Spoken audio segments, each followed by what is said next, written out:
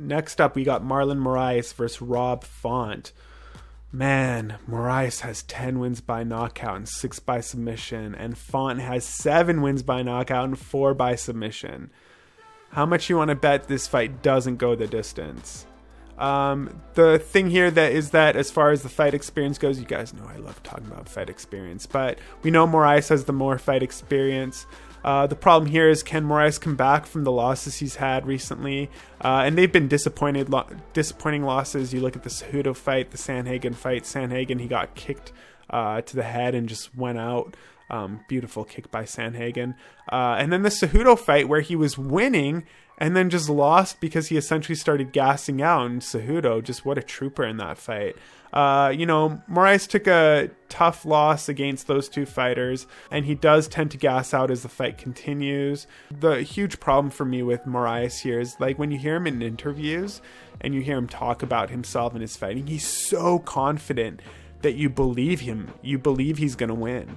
There are many times where I've seen, like, his interviews. I'm like, yeah, man, this guy, like, he looks good. He's in shape. Like, he's probably, like, one of the better shaped people in his division.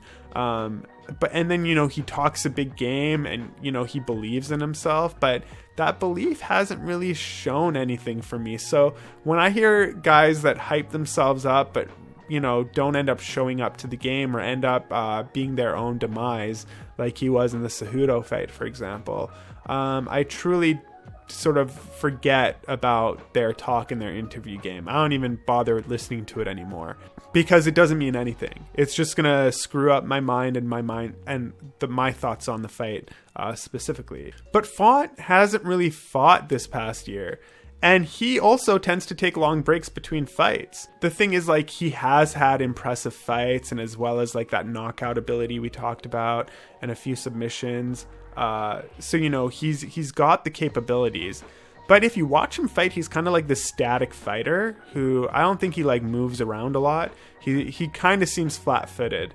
Moraes, he's constantly active, constantly training. He might have had some losses recently, but once again, fighting top tier competition. Font will have this, like, 4.5 to 5 inch reach advantage on him, which is, pretty wide. Once it gets to, like, 5 inches or more, that's like a huge differential. Font could just try to keep him at bay with a jab. And I think Font's game plan going into this fight is just going to be to gas out Moraes over the rounds as they go on.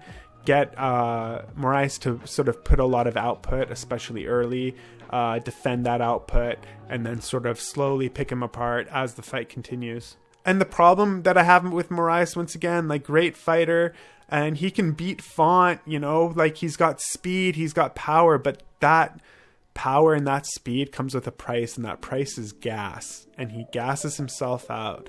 So I think in this fight, he should just be more conservative, especially with his leg kicks.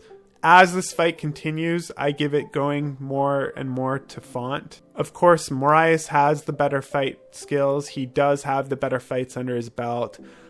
So for that fact, I am going with Moraes to win this fight.